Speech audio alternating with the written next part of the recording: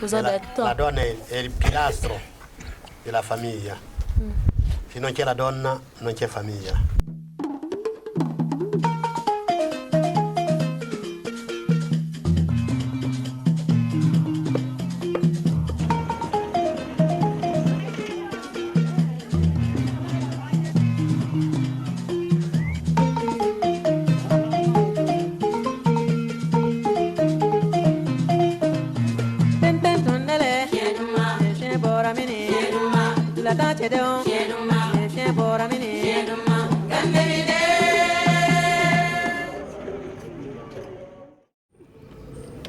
Il faut dire que la plupart des comédiens, même partout ailleurs, en Europe et partout, la première démarche, c'est quelque chose qui nous plaît et qu'on a envie d'approcher.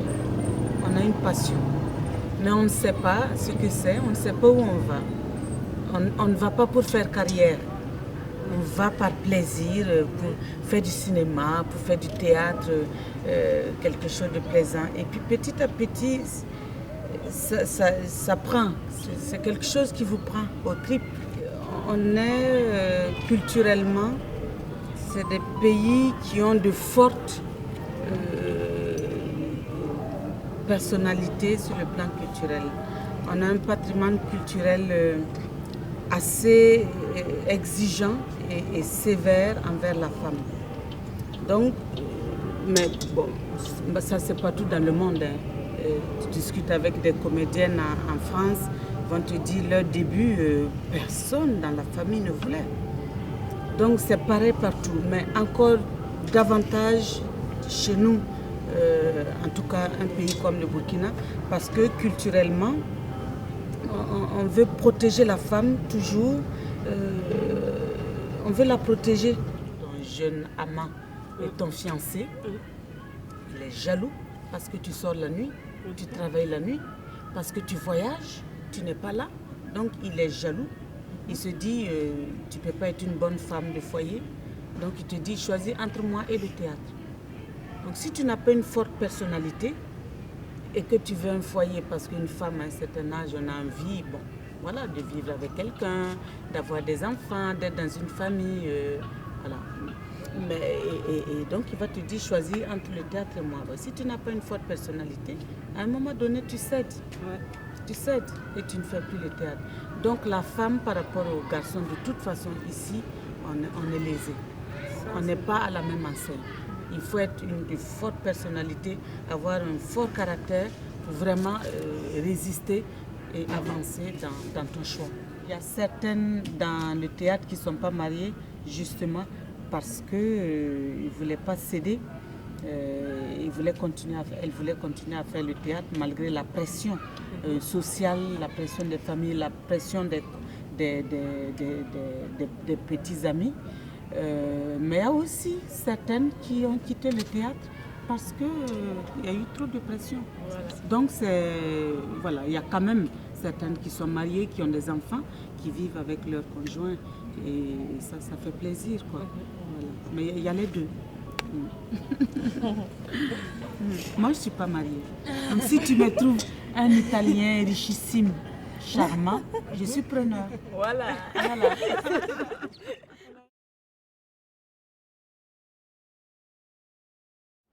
Au niveau économique, à cette citoyenneté économique-là, c'est vrai que dans la définition des données, la prise en compte des données, quand on fait les calculs, à l'occidental, on ne prend pas en compte le travail des femmes. Dans les statistiques, ce n'est pas pris en compte le travail des femmes. Alors que si on regarde au niveau, en tout cas rural, dans les villages, le travail d'une femme, c'est-à-dire depuis l'encadrement des enfants, l'éducation des enfants et même du mari, et cette participation économique-là à la popote pour pouvoir faire vivre, faire manger la famille, elle a un champ de légumes. Donc c'est ça qui alimente la nourriture. Donc elle participe pour faire vivre la famille. Donc au niveau village, on voit vraiment comment elles participent, leur travail et tout.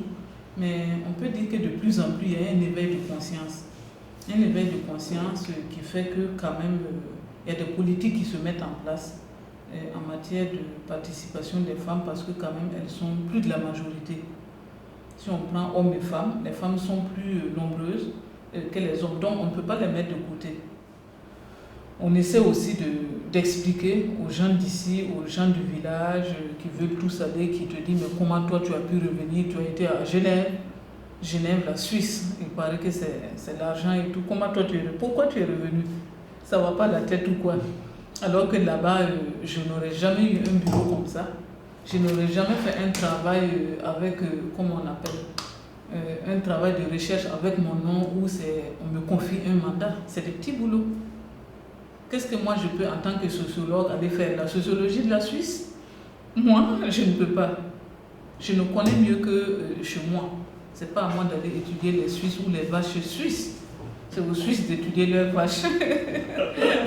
Ça, ce n'est pas facile. Ce n'est pas facile. Quand vous pensez que vous êtes à plus de 10 000 km de chez vous, moi je ne sais pas. Il faut être très fort.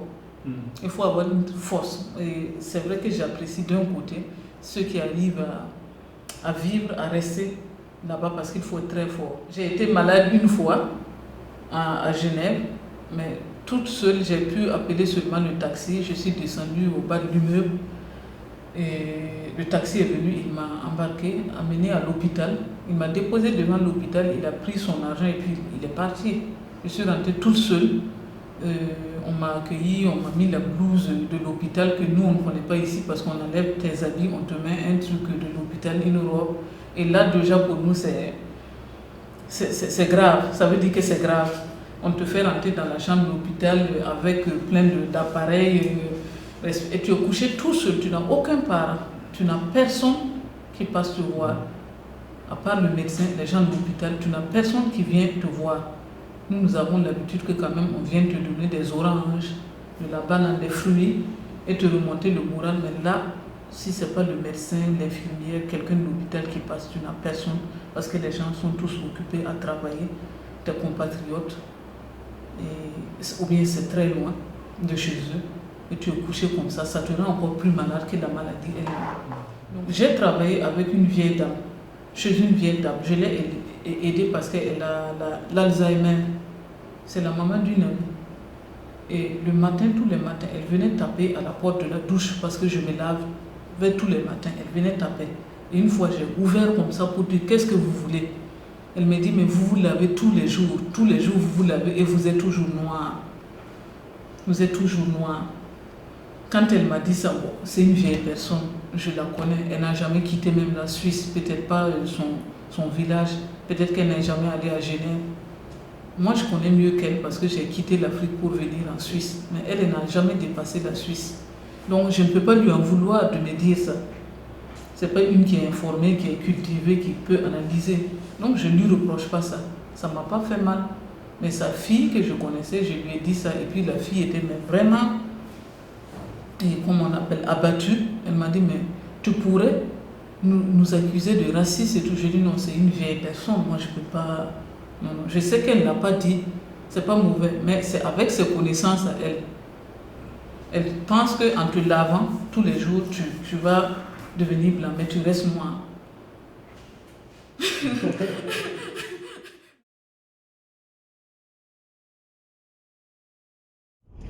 Mais ici, c'est difficile de parler du rôle de la femme parce qu'elle est au centre de tout ici. La femme, c'est la mère, c'est l'épouse, c'est celle qui tient l'économie familiale, c'est elle qui entretient les relations sociales du couple avec les autres. Bon, la femme est au centre de tout et elle est aussi acteur de développement. Incontournable de développement, je veux dire, elle est incontournable. Parce que, donc, en même temps qu'elle est tout ça, elle est aussi la personne, elle fait partie des personnes que nous disons vulnérables. Vulnérables parce que bon, les maladies, elle est plus sujette à ça, elle n'a pas le pouvoir économique. Donc, elle n'a pas cette indépendance économique qui lui permet de se prendre en charge. Donc, elle dépend pratiquement, l'organisation sociale est faite de telle sorte qu'elle se prend pratiquement, elle est prise en charge Voilà, totalement par le mari. Malgré le fait que ce soit elle qui soit acteur de production. Il y a quand même un paradoxe quelque part. En tout cas, je pense que l'objectif, c'est vraiment de faire en sorte que le travail de la femme soit valorisé. Qu'on reconnaisse ce qui c'est reconnu. C'est pas qu'on ne reconnaisse pas, on reconnaît. Mais à un moment donné, il y a comme une sorte de blocage où elle n'a pas les moyens pour avancer, ou elle n'a pas les moyens pour être bien formée afin de se prendre vraiment en charge. Je crois que ça c'est... Je pense que mon pays l'a assez compris parce que d'abord on a un ministère de la promotion de la femme qui vient d'être doté d'argent, en tout cas assez intéressant pour financer des petits projets des femmes. Il y a beaucoup d'organismes qui s'investissent. Il y a les organisations de la société civile qui s'organisent. Il y a les femmes politiques, leaders politiques qui sont de plus en plus actives pour dire aux femmes, il faut aller en politique. Parce que si vous allez en politique, vous pourrez être dans les instances de décision et là, vous pourrez parler de vos problèmes et vous faire entendre et respecter. Mais si vous êtes toujours assise, je vais encore aller voir mon mari, Bon, c'est un respect, c'est vrai, il faut tout partager, mais il faut un moment aussi pouvoir sortir de ce petit cocon familial là pour aller s'exprimer là où on peut vous aider à prendre des décisions.